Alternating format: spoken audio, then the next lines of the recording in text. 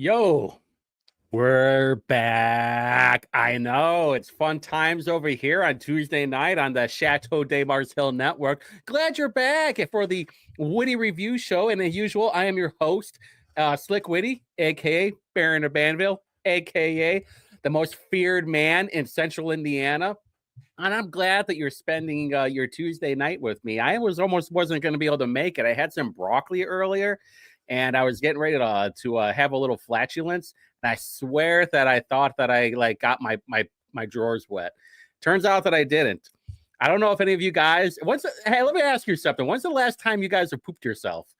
I mean, sometimes when you're boozing so hard and you got to go pee, and then you're in the urinal, and then you're squeezing that last dropout, and then you shart yourself. Man, that is just not a good night. I mean, I wouldn't know. I'm a gentleman. I know some of you, but not me, not this guy. I do not poop myself. Aren't you so glad that you're watching this show? Who watches this stuff? Anyway, so make sure that you're following any reporter. Hey, we just got past 2,300 followers today. Unbelievable. Great support from all of you that are watching. It's amazing of how much that we've done. Me and everybody else and all these morons out there. I think that I'm the only one that runs this channel when it's not. There's multiple people between Sarah and Kyle and then the other people that we get messages all the time. All the time. Also, we figured out that whole rape thing too from last week that I asked for help on. Turns out the guy did rape that 12-year-old, and he's only getting 5 years because of Ryan Mears' plea deal. We're working on something right now to post it on Indie Reporter. So make sure you're giving us a follow. Also, I think I've topped off on how many people are actually going to follow me on Whitty Reviews, but I'm still going to post it every single day or every single Tuesday and Saturday. And don't forget, we're back on Saturday night, and I've been saving this. I've been saving all this badness so I can squeeze it out right in front of Brad that's in the chat right now. So make sure Brad's joining up on Saturday night so you can watch me blow my wad all over the laptop. So if for all of you out there, are you tired of swatting at mosquitoes every summer? Well, let me tell you what, nature has a solution. You can repel mosquitoes naturally by planting these all-star herbs and flowers around your home. Citronella, what? Lemongrass, what? Lavender, what? Peppermint, what? Marigolds, what? Basil, what? Rosemary, what? Catnip? Oh my God, we are so back this summer. And I'm so glad that Brad is in the chat right now, watching me shill for Micah Beckwith and all these mosquito repellents. It is a damn good Tuesday night. I know, I'm just going full schizoid tonight. All right, so little house cleaning first.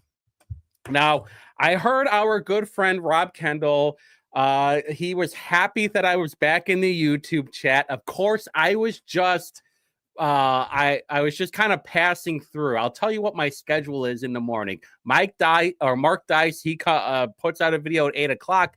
I will watch that. I will listen to a couple of ghost stories while I'm at it, or maybe something. I'll read a couple of articles from the multiple people that I follow or get newsletters from, and then come up with what we're going to post up on Indie Reporter. And then if I go on YouTube and I see WIBC and I see the Rob and Casey on there, I'm thinking to myself, I wonder what Rob is talking about today. I thought I'll just hop in the chat, and that's usually how it goes. And of course, JD Prescott was on there today, which we'll talk about in a little bit. But for all of you out there, and then I got a bunch of messages when Rob was bringing up my name. It's like, oh my God, look, he's talking about your dad. He's like, he's not talking bad about me, but I do want to get this all out in the air too, in case this all comes back to Rob.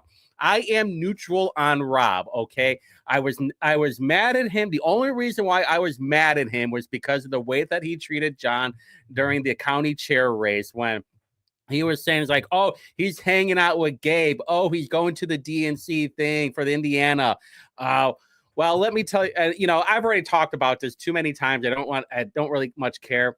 But I do want to say I am neutral on Rob. I understand that he's an entertainer. What I got mad about was him talking crap about John, but then never talking about the 300 plus people that were appointed and his buddy Abdul, who has now come out as a libtard from this IBJ article, and also said that he's establishment. He loves being an establishment, but yet Rob is against the establishment. But like I said, we're neutral on Rob. I'm still going to hop in the YouTube chat from time to time or listen to him to see what's going on. Maybe there's some information that he has that I don't. But we were both listening to this at the same time about what the hell is Jeff Thompson. And he was talking about the property tax cuts and same thing. I'm pretty sure got rolled in SB1. This is going to be a decrease in that increase, and we were listening and watching it at the same time, which is why we have posted this of Jeff Thompson talking about. Now this is 1402 right here, and pretty sure this got plugged in into SB1 because it had to do with business personal property taxes and whatever. But for all of those out there right now, and we're talking about the Siggy tax, the burner tax, we watched this so much to the point where listening to too much Greg Taylor was making my ears bleed. I was getting so the big weed debate. Yeah. That was last week. That was last week, okay? But the Democrats were the ones that wanted the cigarette tax to happen. Greg Porter talked about it. Fady talked about it. I think the Twitter page was talking about it. Oh, and this is the best part. I cannot wait for them to be wrong on this. On the $800 million over the next 2 years. There is no way that will ever happen. And I showed it last week with the data. I think it was, or 2 weeks ago with the data. Of how many states like raise the tax or raise the cost of the burners, and there was actually a drop off of it. So you guys think that you're going to be making all this money off of it? You're not. All right. So the big one was between HB 1427. Now the Department of Local Government Finance, Craig Snow, wrote up this one. A few other people were on it too. I forgot who else was on it. It doesn't matter, but there were two Republicans that voted against it in the House, which was Andrew Ireland, the number one on the trust chart. Let's go. And then 3 Republicans in the Senate, Gary Byrne, Spencer Derry, and Mike Young. Mike Young was number 1 in the trust chart. On the Senate side, he was with the Hill. He's on the Hill with Andrew Ireland, based Mike Young. Let's go. And they were the ones that voted against it. Now, J.D. Prescott was the other one that voted against it, and I couldn't figure out why, but then I have an idea of maybe why he voted against it, and I'll tell you why in a little bit. All right, so the big question was on this part that it looks like there's going to have an interim study that will look at property tax exemptions for nonprofits. And obviously, when you think of nonprofit, you think of churches, what, synagogues, what, mosque, what. And it's not totally to do with that. Surprisingly, it has to do with some of these nonprofit nursing homes. There were some childcare exemptions too. But we're going to talk about that in a second. Here we go. This was the vote list for 1427. And the reason why Democrats voted against it was because they were like, oh, well, there's not enough in it. We want more. We want more. We always want more. And you can see Prescott voted no right here. Ireland voted no against it. On the Senate side, Young voted against it. And I think, and Derry right there. And who was the other one? I forgot.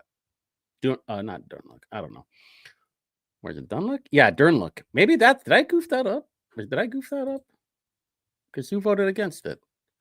Spencer Derry, Gary Byrne. We were wrong? Oh, yeah. Oh, no, Barry. Yeah. Oh, maybe. Oh, Durnlock voted against it too. Ha! Who would have guessed, huh? Kiff in the house. Let's go. Stronger soldier. All right. So get your pen and paper out, boys and girls, because this is where it really matters. This is where the receipts show up right here. Yeah, poor David Hogg.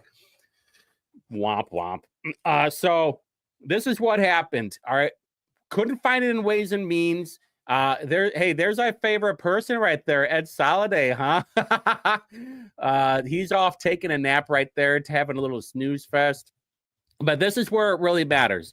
All right, this was on April 1st, 2025. This was in the tax and fiscal on the Senate. Here, let me show you real quick how to do it. You're going to go to the IGA website. You're going to click on session. You're going to click on video recordings. You're going to click on boom. There's going to be Senate. There's going to be House, but you don't want that. No, you want Senate standing, right? And you want it for the tax. Boom, click down right there. April 1st, boom, right there. You can't hear anything because OBS is like that. And then you're going to go to, these are the numbers that I want you to write down: 41 minutes, 46:10, 50:30, 54:20, 56:40. Those are all the timestamps of where they're talking about the key points on 1427. Now, this lady right here, she was talking about the nonprofits in tax and fiscal, and she was talking about nursing homes. That was the most interesting part, because I never even thought about nonprofits for nursing homes, but apparently that's a thing. At the beginning of this, they were talking about a pancake tax, which is a TIF on top of another TIF. This is like The Great Short, right? Where they're having like synthetic CDOs. It's like, what is this all crap? You're blowing my mind right now. That's exactly. I'm going to have to look into a pancake tax, because it looks like we're going to get pancake effed on all these taxes. We're going to get it on both sides is what's going to happen. Tip-to-tip tax is what you might as well call it. So she's talking about the nursing homes and the tax exemptions on that. On 4610, and then they start talking about how the archdiocese received a tax bill, which I thought was interesting. Then at 5030, this lady right here, who I'm not exactly sure who that is, I forgot, I don't have it in my notes. They were talking about St. Anne in 22 getting a tax bill. Here was the most important part. 54, not him, 5420. Maybe it is him. Yeah, I guess it is him. All right, so they were talking about the nonprofit using it. So this is why one of the people got a tax bill, because there's a nonprofit using it as a landlord instead of a charitable purpose. This is the key part of this. Are you using it at, we have to go back. Boom, right there. All right. Interim study to task of studying certain issues relating to property exempt for charitable purposes. Now, at that 5610, 5640, this guy starts bringing it up, and they talk about how there was the landlord, and they're like, hey, guess what? You're not using it as a charitable purpose. You are using it as revenue. Sorry, buddy, you can't have your nonprofit status anymore. Which was kind of interesting, because then they started talking about nonprofits for hospitals as well. And that was in a different bill. But I think it was Tyler Johnson, who everybody was claiming to be like on the side of big hospitals. He kind of threw a fit during the Senate hearing. It was very amusing. All right, but the other thing that 1427 also had was an increase in food and beverage tax, and expands and clarifies the cultural institution tax. Never heard of that, by the way. They keep coming up with these different taxes that are not making any sense. Property tax levy increase, and there was also another one that we found out that we ended up posting. But let's just get into this real quick. All right, so now that we figured that out, so basically what that whole study is going to do is find out if this tax exempt place is being used for charitable purposes, or if it's being used for revenue. Now, churches, mosques, synagogues, I think they're probably safe. I think it's more going for nursing homes and maybe other. My theory is that, like, if there's a piece of property on a tax exempt property, and are using it as like a landlord, then they're going to have a problem with that. But if you only have like a church, a synagogue, or a mosque, maybe that's all it is. Really? rents its land for a profit, Circle City Raceway. Well, you know what? With all these with all these fair board people stealing money, why are we not surprised? Really, we already know that Cindy Mowry's totally screwed. David Waters in the chat. Let's go. Hey, shout out to everybody in the chat right now. Brad, Drew, David Waters, Kiff. Let's go. Everybody else in the chat, give a shout out for Sheezy. All right, so what is a cultural institution tax? Had to do a little bit deep and dirty with the chat GPT-ish. It is a special tax or levy collected by a government, typically the city, county, or regional level, to provide financial support for cultural institutions such as museums, zoos, libraries, orchestras, theaters, and botanical gardens. So an example, Denver, Colorado has a scientific and cultural facilities district. Sounds like a scam. Funded by a 0.1% sales tax to support over 30 cultural organizations. So I wanted to know if anything was going on state or Indianapolis. Couldn't really find anything, but where is it at? Jamie Rittenhauer, who might be running for Secretary of State, who knows? She had an example of it. The Children's Museum of Indianapolis, surprised ChatGPT didn't show this one up, but not that surprised either. In 2021, the museum completed a $27.5 million renovation project, Mission Jurassic, which introduced new exhibits about the Jurassic period. The Kurt Vonnegut Museum.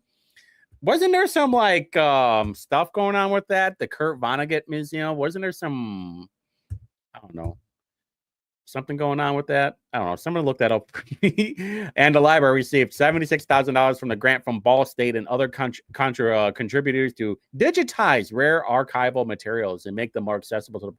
I think that, you know what? This is ringing a bell now. I think the council agreed to money that was going to go to digitizing, but I don't know if it was the Kurt Vonnegut Museum, but I do remember it was something to do with archives. Maybe it's not had something to do with, I don't know, something with the city. Anyway, Harrison Center 2018 got $2.12 million grant from the Lillian Endowment to fund its convertible project, which focuses on community engagement. That's a total sham. But anyway, when I looked through ChatGPT, they said Indy does not have a dedicated cultural institution tax like the scientific and cultural facilities in Denver. Instead, the city supports its cultural institutions through a combination of public funding grants and private donations. Is that what it was? Someone chucked the bill. When was that, Brad? That's what I swear I remember something going down with the Kurt Vonnegut thing. Like the last couple of years. I can't remember what it was. Maybe the schizo is going full 100% tonight. I don't know. But so I decided to go through the bill. This should be the latest, if I remember right. Yeah. There is no way. This is 202 pages and 1427. There is no way that I'm going to read this whole thing and totally understand it. But this was the interesting part. To provide for a cultural institution under this section, the governing body of a school corporation may impose a tax of not more than 0.5 cents on each $100 assessed valuation in the school corporation. Do the following.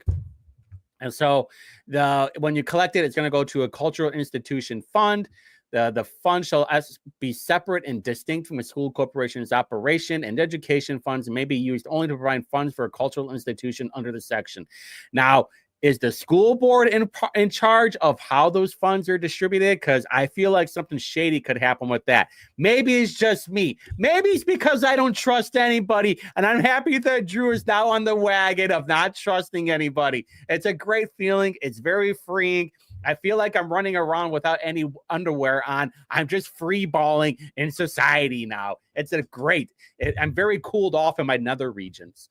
So going on for 1427, it's already been signed by our great, amazing governor, Mike Braun. I mean, just the greatest governor that we've ever known of Indiana. Clearly better than Holcomb, right? Can you hear the sarcasm in my voice right now? But it also had an increase in the food and beverage tax, which damn well. And I don't think it authorizes, by the way. It's not a shall, it's a may, basically. You not think that these counties and municipalities are going to take advantage. I mean, look at this huge raise, 210. Yeah, Holcomb. Yeah, Holcomb was the GOAT. What are we talking about? Eric Holcomb was the best governor that we've ever had, next to Mitch Daniels. I mean, he was just the best ever.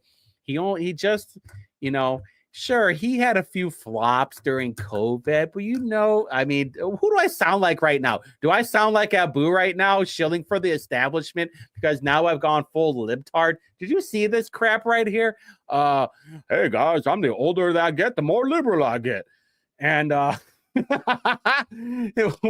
worry, we're going to be talking about that on Saturday. Anyway, food and beverage tax is going to get raised. It allows the town of Shipshewana to increase the tax rate from the 1% to 2%. The following table shows the estimated potential revenue through 2025 through 2027. Yeah, you're going deep. Well, that's what I've been told before. Mitch Daniels 2 years ago. Oh, okay. So it was 2 years ago. Right on. I got some sarcasm on my chin, but no brown on my nose. That's the most important part. So assuming municipalities' respective rate is adopted, it goes into full effect at the earliest possible effective date listed in the bill. The revenue may be used only for the purposes listed in the bill. And it also removes the exemption for the historic hotel and the Orange County food and beverage tax. The 2% Orange County historic hotel food and beverage tax, which is unchanged by the bill, which generated almost $500,000 in 2023. Here's the funny part. This one is going to make you laugh. Where's it at? Hold on. There we go. Right there. Okay, there we go. This one right here. This one right here is the innkeeper's tax increase. Look at the counties: Boone, Brown, LaGrange, Switzerland County. Where are the people going? You think people aren't visiting Brown County a lot right now, or Boone County? I'm not exactly sure where LaGrange or Switzerland County is. Do they have great chocolates in Switzerland County? So look at the dramatic increase, almost double that they're going to see from 25 to 26, and then a little drop off in 27. It's all estimated, of course. I did not understand this. The video franchise fee under current law, providers of video service in Indiana must hold a state or local video service franchise. What? I didn't even look into this whole thing because it just sounded completely dumb. But here's the cultural institution tax. I think this was amended already, right? Yeah. No, prepared April 29th. Okay, so this should be like the latest one where there shouldn't be anything fake. Oh, by the way, if you guys were ever curious on like bill versions, it's in there. So like you can type in 1427 right there and it'll show up. And then you can look on the bill versions. You can see which one where it was originally and where it got enrolled. Just make sure you have your VPN off. It really goofed with me yesterday. I was trying to read an article and I had to set it to. I was trying to read an Indy Star article yesterday and I had to set it to Italy, with the gabagool, and so I can read the article. There's no freaking way that I'm ever going to give any money to Indy Star. Ever. So I just turn your VPN to Europe, whether it could be the French, it could be the Italians, whatever over there, and then you can read the article for free. All right, moving on. Okay, so it also, hold on, let me make sure. Oh, where is it? Okay. Oh yeah, for the property tax levy increase, this one was going to happen. We all knew that because the local areas were not going to be able to make enough money. Sorry, but not sorry. No, it doesn't show who added it. So, Brad, that happens during conference committee, and there's been so many questions on it, and nobody knows about the IU trustee thing. I'm still trying to figure out why everybody's throwing such a big deal on that. Is because I didn't go to IU? Is that why? And I just don't care? Maybe I'm more worried about the potholes happening in Marion County than I do about the trustee. Maybe that's just me. I don't know. I'm still trying to figure out why everybody's all worried about that. Plus, the word on the street is it was the president of IU that wanted it. I think that's what JD Ford said last Thursday. I'm pretty sure that's what he said. I don't have my notes in front of me, but allegedly the prez Who is someone in the chat? Tell me, I'm pretty sure it's the pres. There was some woman. I think it's the pres of IU. If the name comes on there, yeah, Kinsey Institute get defunded too. Maybe I don't know. You want to know my theory of it is that IU is such poorly run that Braun, and maybe it was the pres of IU. Maybe it was Braun. Maybe I think it was somebody from his team. I don't think this was from Braun, but who could say? Unless it was like a favor. If someone was pissed off at the trustee and are like, get him out and just have the governor appoint him. All right, so the maximum levy obviously will get increased because they need all this extra money because of all the money. Because the government added something with no public input. Well, yeah, that happens all the time. This happens all the time. This happens in the left and the right. And come to Marion County, you'll see that. It's whoever's in control. Whoever's hand is on the joystick, that's what they're going to be able to get away with. It doesn't matter if it's on the left or the right. And plus, like, people, yeah, I got plenty of time. Plus, like, if you watch as many committee meetings as I did, everybody here, let me give you an impersonation how it was for all the legislators sitting in the committee. They're just like this. They have their arms crossed and they're just listening to them get bitched at by all these libs. When that whole college ID happened with voting, where college IDs weren't allowed, there were all these people from colleges coming there having to do their 2 or 3 minute testimony with their questions too, and all they were doing, I didn't see it. I mean, you can go through there, Brad, if you want to. I didn't look because I didn't really care. But if you want to go in there and look and report back, we will gladly put it on Indy. Someone to be held accountable. Yeah, well, hey, this is government, all right? No one's going to be held accountable. If people were held accountable, there'll be a lot more executions. Starting with, just kidding. There would be a lot more tar and feathers, though, if people were to be held accountable. All right, so anyway, maximum levy will get increased, and obviously the lit is going to get increased as well. You like that, huh?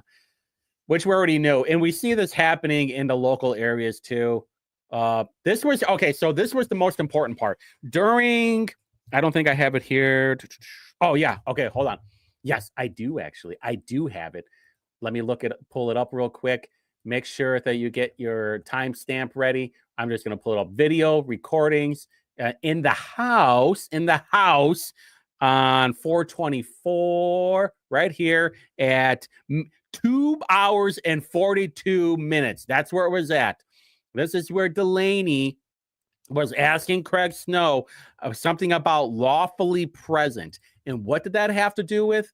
If I have it in front of me, right there, the local public health fund. Okay, so he was asking about HB 1001, which is the state budget. So this is 1427 right here. Oh, you can't see it, whatever. The bill provides that funding to a local board of health from the local public health fund may only be used for India residents who are lawfully present. Lawfully present. Here is the part from HB 1001. It says the bill provides that funding to a local board of health from the local board of health may only be used for Indian residents who are legal citizens of the U.S. Okay, so 1001, which is state budget, says legal citizens, and 1427, it says lawfully present. There's a difference, people. There's a difference, okay? And this is where the question was, and I believe that Houston said that 1001 will not override 1427. That was the question. I believe that's what was happened. I would play it for you right now, but the sound does not work through OBS. Maybe on Saturday, if I remember, which I probably won't, I'll play it. Someone reminds me. And this is why I think that, where is it? Come on, baby. This is why I think Prescott voted against it. Why? Because Prescott, do I have Prescott stuff in here? Do I not have Prescott stuff in here? Really? Did I goof up that bad? No, right here. I do have it. I do have it. Because Prescott, he authored 2 bills about illegal immigration, and he co-authored bills about illegal immigration. That's why I think he voted no on 1427, because it changed it from in 1001 to a legal citizen to 1427 to a lawfully present. That's why it was for the local public health fund. That's my theory anyway. I don't know if I'm right. Maybe, maybe not. I mean, Prescott was on Robin Casey today. It was clipped. We put it on Indie Reporter so everybody could listen to it. I thought it was a good interview overall. I know Bill Bree did not like it. You should go back and look at the comments. Bill Bree was just going off on the whole Prescott thing. It was very amusing. But here's my thoughts on that. And I'm sure you guys are like, I wonder what Whitty thinks of that interview. I'm sure you guys are all dying right now wanting to know. I legitimately think that Prescott did the best that he could get out of it. And this is just my opinion, he knows that because we're not in those rooms, and Prescott is crazy smart. Basically I'm just a chimp compared to him. He understands all the numbers. He understands what the future is probably holding. If he believes it, maybe it will hold. Maybe it will happen, because he kept saying for the 2/3 of the homeowners, this will help. For the other third, not really. And this is talking about SB1. But I think that he legitimately thinks that it was a good thing. And you guys have to understand. You guys have to understand. Guys and girls have to understand. There are so many backdoor deals happening, and it's not just for this session. It's for the future too. And they're going to be doing all the studies because they don't want to be wrong, because they know Rob has the scent of blood in the water right now. And obviously I don't listen to Robin Casey. There's only so many Rhino Shield commercials that I can listen to before my ears start bleeding. Before I have to go give myself a little penicillin in the butthole. Hey, I never said that he was a good guy, by the way. I never said Prescott was a good guy. From some of the things that I have heard, he's good on some things and not so good on other things. This is called playing the game. Hey, it's like Guy Ritchie. Don't hate the game. Don't hate the player. You got to play the game. Because the game, you're in it. You're in it. You must play it. And it's like, who do you want in there? And guys, guess what? If you want things to change, you're going to have to come up with $1 million. You're going to have to come up with $1 million, have a clean record, and make sure that you got a lot of people on your side to help you go door knock. That is the only way that you are going to beat an incumbent, especially if you're trying to primary somebody. You need a lot of money, and you need about 3 to 4 years of actually it's just doing all that. It's a 3 to 4 year journey with $1 million and a lot of people on your side. All right, so that is my theory. That's why Prescott voted on 1427. So HB 1001 got signed into law. Obviously, here's the funny part. Haggard was the only Republican that voted no on it, right? Let me check real quick. Yeah, I think he was the only Republican that voted no on it. And the reason why is because he is running for Congress next year. And he is like, he's not going to be there. So it really doesn't matter. Now, I think Bo Baird is going to be in the primary with him. I think it's going to be Bo and Haggard. And I'm sure they're going to be, it's going to get very expensive. That's why Haggard was out in Israel, because he wants that AIPAC money. That's why he was doing photo ops with Shreve, because he wants that Shreve money too. He wants that Asperger's money. And he wants to make sure that because Shreve's already in Congress, so he wants to get like the pass, basically. I think Haggard is going to be just another Shreve. And besides, if Haggard loses the primary, he's probably just going to go be a lobbyist for the NRA. And, as much crap as I would talk about the NRA, I did get an A+ from them when I ran for state rep. Eat it, Moed. I got an A+. Eat it, Shreve. I got an A+. So what was this? The conference committee. Oh yeah. So guess who else voted no on the state budget? That's right. King of the Hill, Mike Young, based Mike Young, wins again. King of the trust chart. I know you guys heard me last week talking some crap about Mike Young, and I was going to lower him. He was going to get dropped a tier. But listen, I already know that there's nobody that's going to be better than Mike Young and currently. Philip Clay wanted to primary him because the establishment wanted Mike Young out, and they just wanted another yes guy. That's why Philip Clay is now the chairman of the Hendricks County GOP party, which rip Hendricks County. It's totally over for you over there. You're just going to become another Hamilton County with a bunch of shit libs, and you'll be turning purple within a couple of years. So don't you worry. That's okay. So it's 1461. Plenty of time. Plenty of time. I might even get to the stuff that I'm going to talk about on Saturday because we're going to go to crazy town on Saturday. All right. This 1461 bill by Jim Pressel. So we did bring this up on. Why is that on there? Oh, Craig Snow. That's right. So we did talk about on Indie Reporter. We did talk about 1461. Jim Pressel authored it, and Craig Snow co-authored it. Craig Snow also was on this the Energy Generation Resources. He co-authored the state budget. And if all of you forgot about Craig Snow, he's the one that primaried Kurt Knisely. He was part of that year that Kurt Knisely and John Jacob lost their primary to Craig Snow and Julie McGuire. Obviously, Craig Snow was on the bottom tier, the devil's butthole of the trust chart 2 weeks ago. He's never moving from that spot. Same thing with Julie McGuire was on like what, the 4 Charlie or something. I think we had 4 rows in the lowest tier. Julie McGuire might be moved into the devil's butthole of the tier. We'll see what happens though. So this thing was about the wheel tax, if I remember right. Yeah, the wheel and excise tax. The bill increases the maximum rate a county containing a consolidated city may impose for the county wheel tax and county vehicle excise tax. I thought I had... Where was the rest of it? Yeah, and it also deals with tolling. Now, if you guys follow Indie Reporter, which if you're not, what are you doing? What are you doing? We talked about this back in January that Jim Pressel was on with these two jerk-offs to Earl Harris Jr. and crybaby Blake Johnson.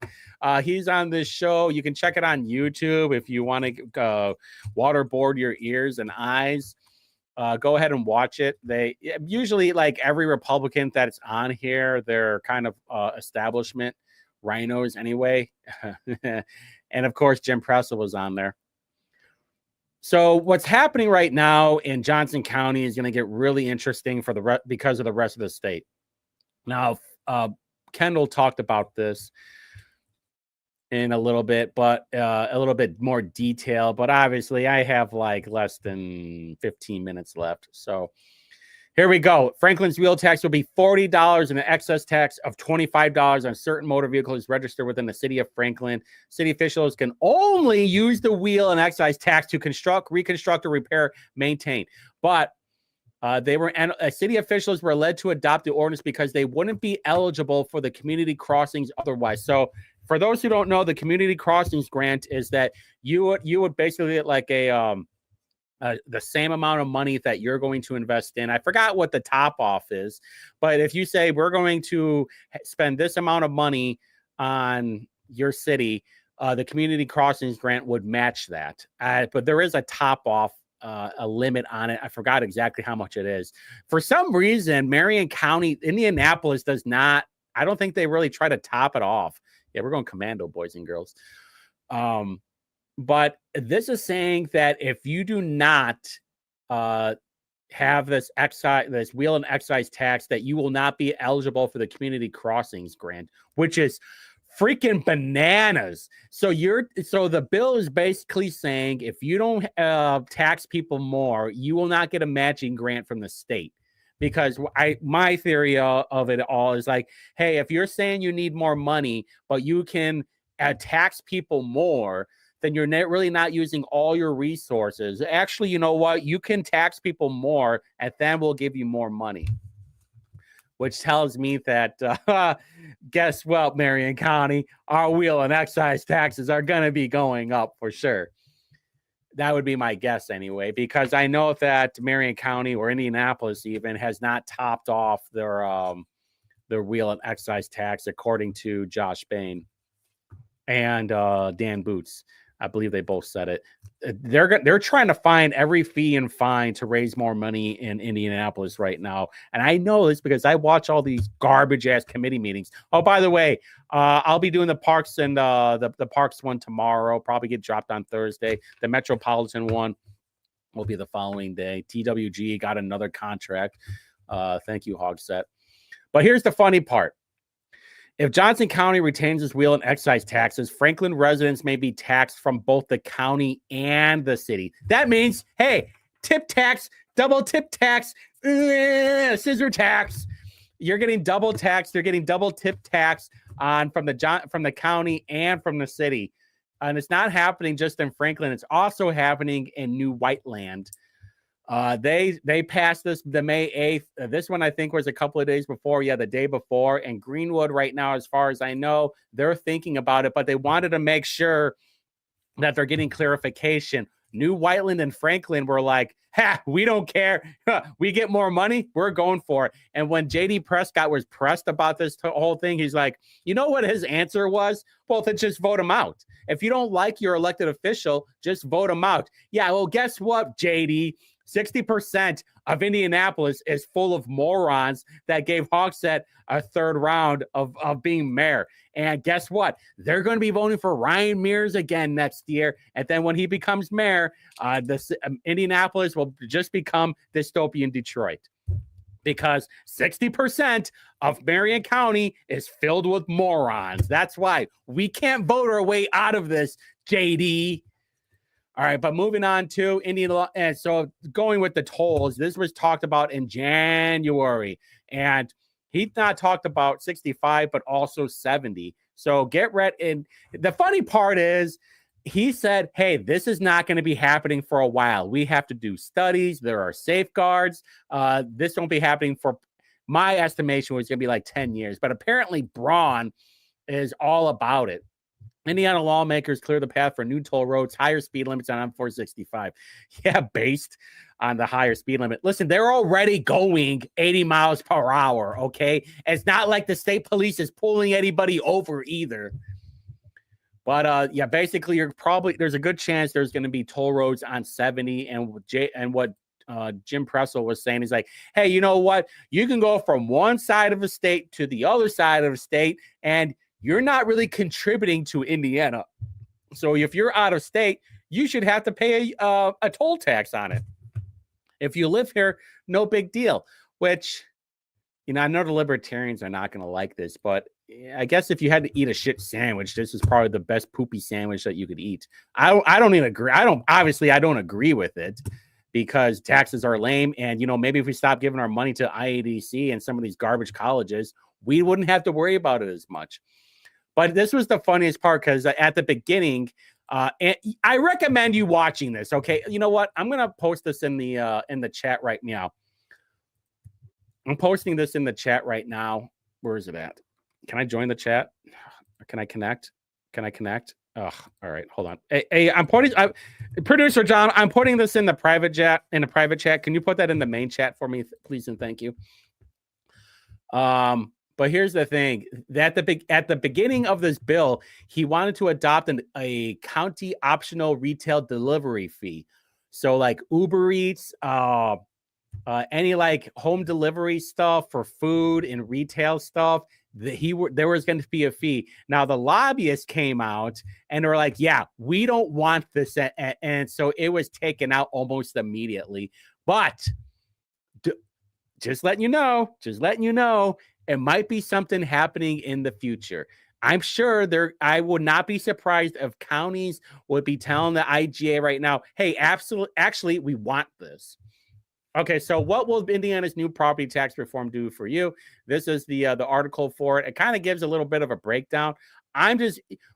Everybody's property tax is going to be going up next year, okay? It just won't be as bad. So instead of getting penetrated from both holes, you're only getting penetrated from one hole. And the IGA is saying, you're welcome. We'll even throw a little spittle on there because we're sweet and cute little guys like that and girls. But here is the part that everybody was up in arms about, was the business property tax, business personal property tax. For those who don't know what it is, let's see. So business purple, I know it's over here. It's the BPPT.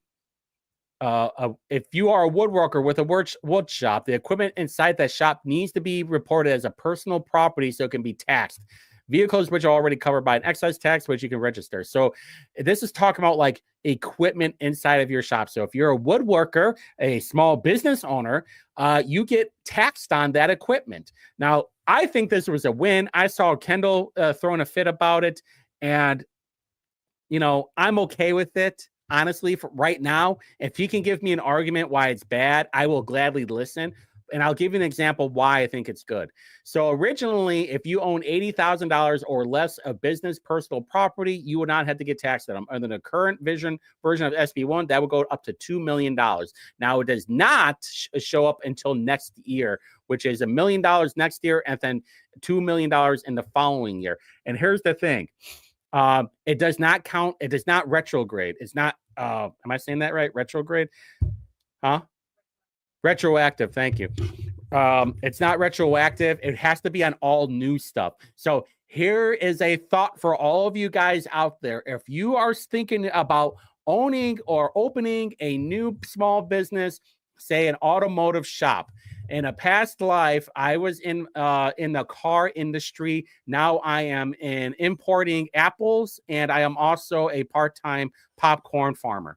So say I wanted to go back into my old life before I was a popcorn farmer and an importer of green apples. I wanted to open up a shop.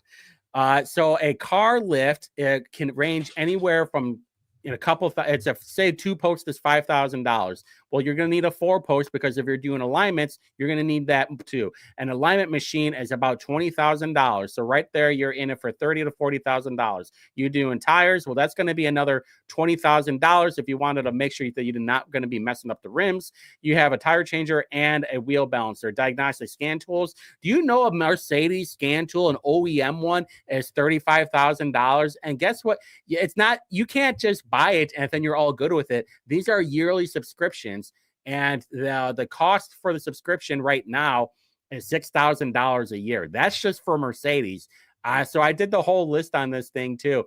BMW, Volkswagen, Audi, Porsche, Land Rover, Volvo. And by the way, they change these scan tools probably every 5 to 10 years. So you could have easily $1 million just in scan tools.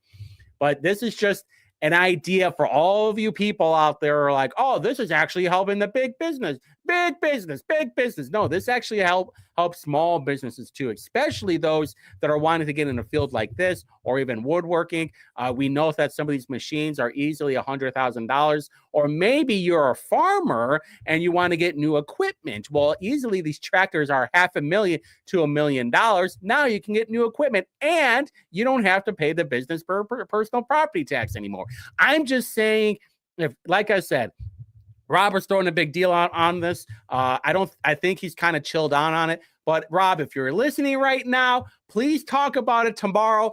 I won't be listening because there are too many window commercials and I can't listen to all of them.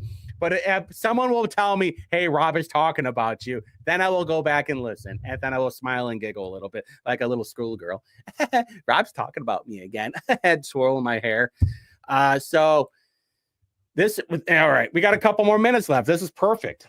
I timed this perfectly. All right, so this is the part that just pisses me off. That's going to put spit all over my laptop right now. Is this kind of crap from Roche officially announces they'll invest $550 million in their U.S. headquarters in Indianapolis to build a hub for continuous glucose monitoring and manufacturing, allegedly. And they say expect to create about 650 jobs. Well, here's the worst part. Not only are they getting a 10-year property tax abatement worth $40 million, but the state is also giving them another $20 million in tax credits.